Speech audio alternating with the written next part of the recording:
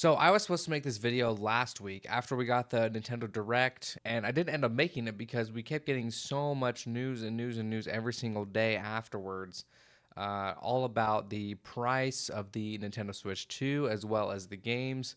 There was the whole tariffs situation with Trump's tariffs and all that people were thinking were affecting the prices and everything.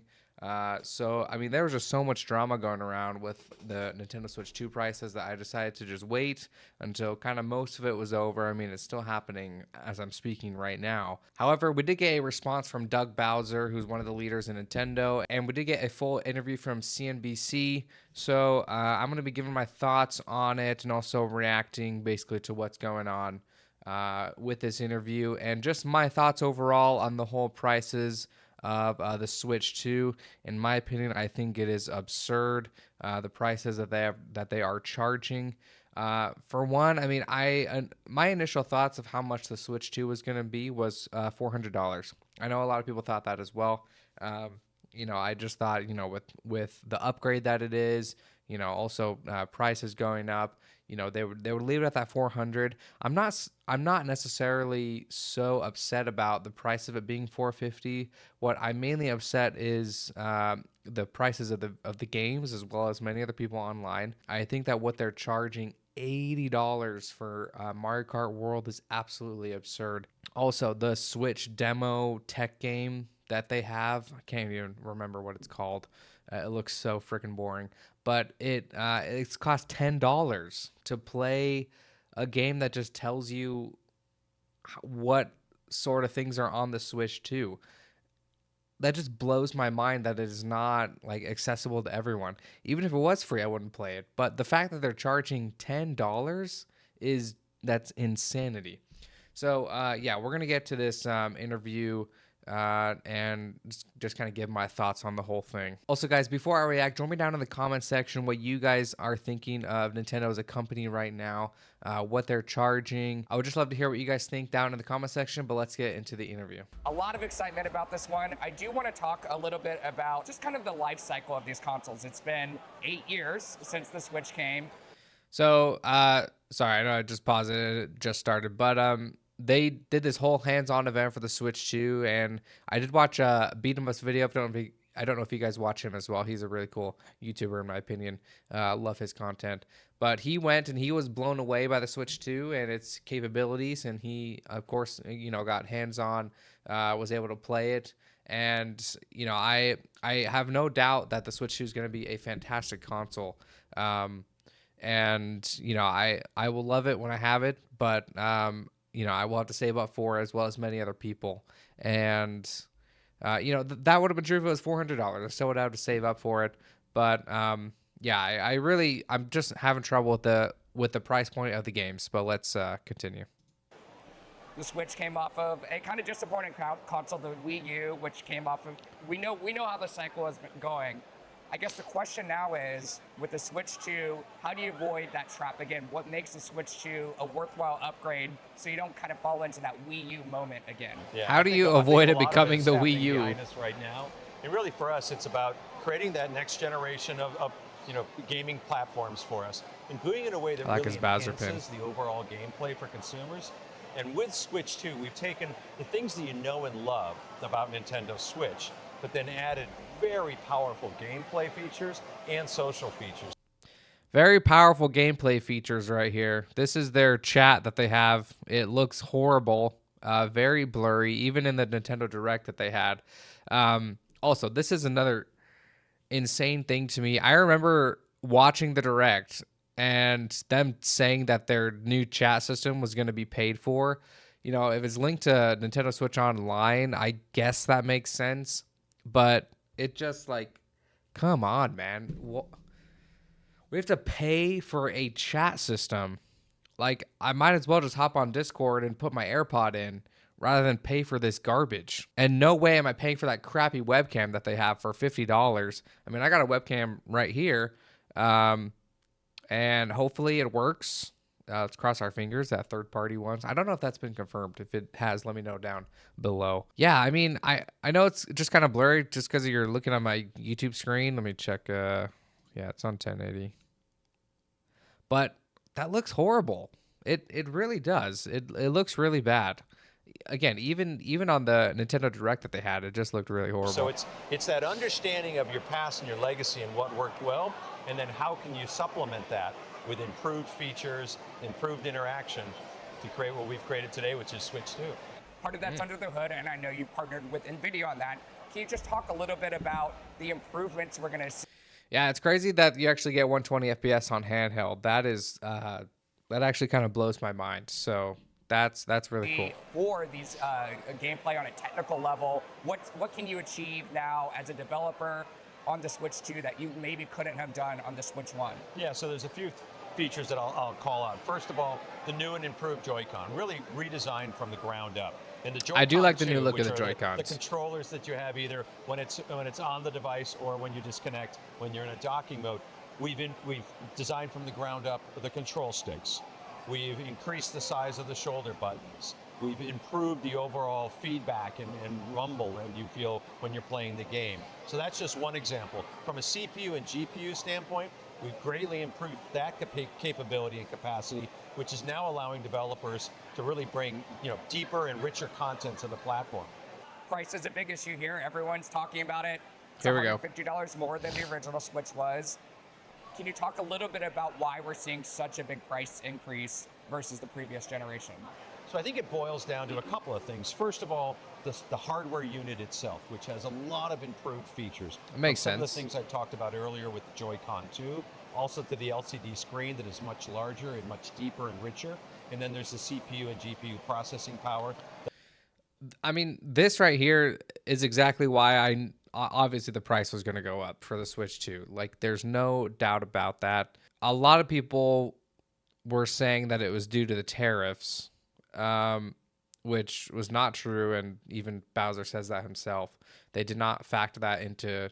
They did not take that into consideration, because they've known about the price for the Switch 2 well before they announced it. Now, they did not. The interesting thing is they did not include it in the Direct, and in the Direct for the first Switch, they were very upfront about the pricing and everything, and this one they were not at all. I mean, you even had to search for it far and wide to be able to find how much Mario Kart World was going to be, the price of the $80. So I mean, they knew people were going to be upset by this. Which makes it all the more interesting. Now, I wasn't exactly expecting it to be $450. I was pretty shocked by that. I really thought they were going to go for the $400, but I still think this console is going to sell very well at the $450 price point. Again, I don't think that is the main issue for most of Nintendo players. That allows for much deeper game development, and I think an ability to bring even more developers onto the platform. And then laid on top of that is the social features that we haven't talked about. But Game Chat is this unique feature that lays on top of any game that you play. Unique feature. It's not a unique feature. Game Chat, I mean, yeah, he's acting like they invented it. That is not true at all. Again, this looks horrible. Look at this. I mean, this is just horrible footage in general, what they're showing. But this just looks really bad. Very, very bad. If you have the Switch 2 and you don't have, Nintendo Online, your C button is basically just useless at that point. So there you go. One button seamlessly, you can connect with your friends. You can chat with them via audio, or with 4 of them, you can have them on a video camera and have this opportunity to interact and talk about the games you're playing. Now, we're sitting here on April 2nd. It just so happens, as we're recording this, the President of the United States right now is announcing his tariffs. You and so many other executives are pulling their hair out, trying to figure out, how do I price my products? How did that come into play as you're deciding how to price the Switch 2 here in the United States? Yeah. As we price the Switch 2, the price we announced today of $449 for the single SKU, we didn't consider tariffs into that equation. We felt that that was going to be the right price point for our consumers and the right value proposition, if you will, for the device that we're creating. And again, I just want to say this is understandable. I think for kind of the massive upgrade that we're getting for the Switch 2, I think the 450 is definitely worth it. It is just shocking coming from Nintendo that it's such a high thing. Typically they're the ones that are cheaper. The Switch is 300, while the PS5 and Xbox Series X were 500. So there's a $200 difference. Now, obviously, you're getting a lot more capability wise than the other ones, but again, that's been Nintendo just forever. A lot of news today. We're still all trying to really understand it better and understand what possible impacts may rise from that. But nothing I can really add to today's discussion around price. This also is very interesting. I mean, there's been a lot of talks online as well. I mean, the Switch 2 is not most likely, I shouldn't say that, but it's, based on just what he said and also the tariffs that are in place. Now, news today, Trump backed off a lot of the tariffs. I think on Japan as well was one of them. Mainly it was China that he did not back them off. But it did stop the pre-order sale, and it could affect the prices. Most likely go up. I really don't see any world where they would drop the price of the Switch. Pricing. Pre-orders for Nintendo Switch 2 in the U.S. will not start April 9th. In order to assess the potential impact of tariffs and evolving market conditions, Nintendo will update timing at a later date. The launch date of June 5th, 2025 is unchanged. So there you go.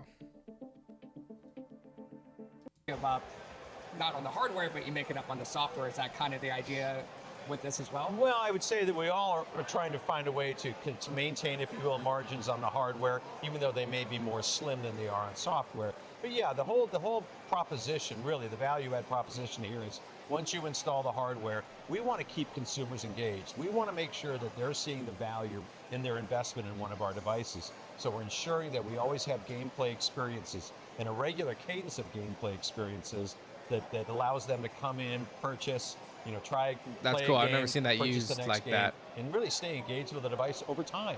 And this, let me go back here so we can look at it. This, I talked about this in one of my other Switch videos, but the mouse capabilities are mainly for gamers who have like a desk, like a mouse pad, something to play on. If you're just a casual gamer playing on the couch in your living room, I don't see how the mouse stuff is going to be helpful. Like, playing on your leg, you can use a mouse in your pants, but how much room does that give you? Playing on a couch, not everyone has like a foot thing that they can put their mouse on. Not everyone has a coffee table, but again, putting a mouse on like wood, it doesn't work very well. So I don't think this will be the same. You need like some sort of mouse pad, something smooth, in order for the mouse to flow well.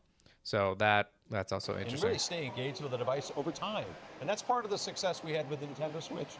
I think that's one thing people miss out a lot is the value you get out of games. You might go to the movies, pay $30 or whatever for one outing at the movies, but that's a 2-hour experience, whereas this, hundreds of hours, right?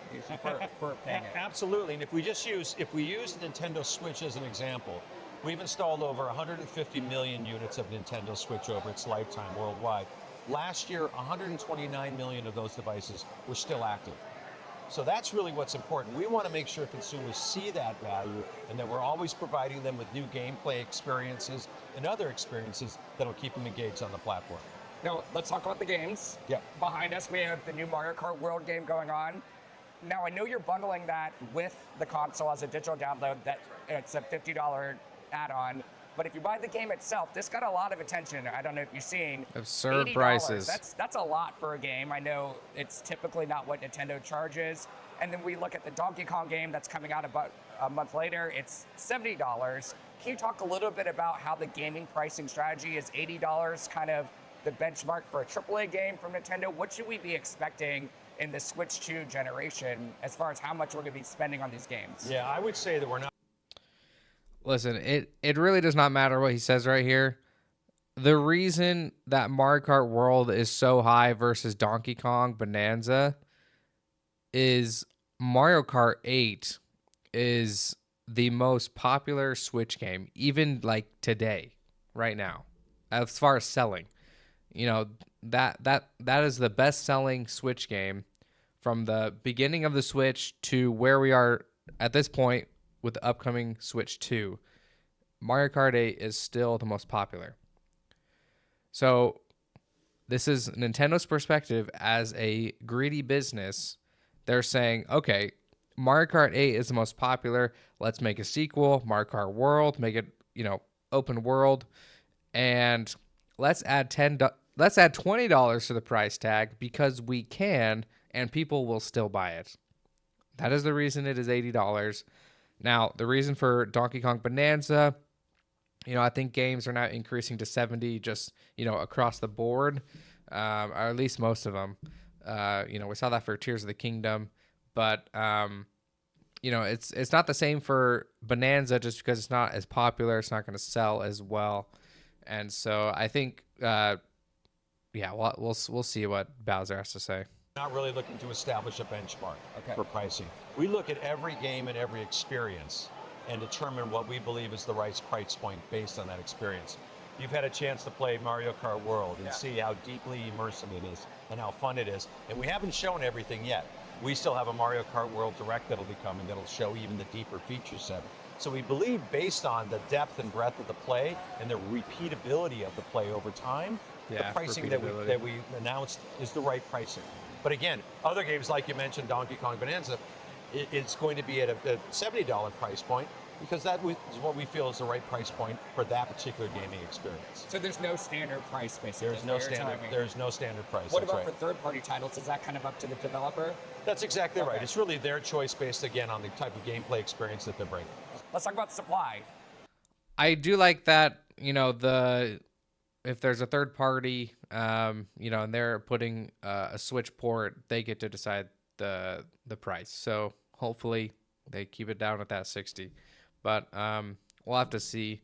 I mean, basically what he's saying is that Mario Kart is a game that has so much replayability, and so it's not necessarily the same for Donkey Kong Bonanza. And like I said, Mario Kart 8 is one of the most popular Switch games that they have. So they're just doing it because they can. That's why they want to pull as much money out of us as they really interesting pre-order mechanism you got going on, at least through if we buy from you directly. That's right. And I thought this was interesting. It seems to be an anti-scalper move, if I'm reading it correctly, where you have to have a Nintendo account.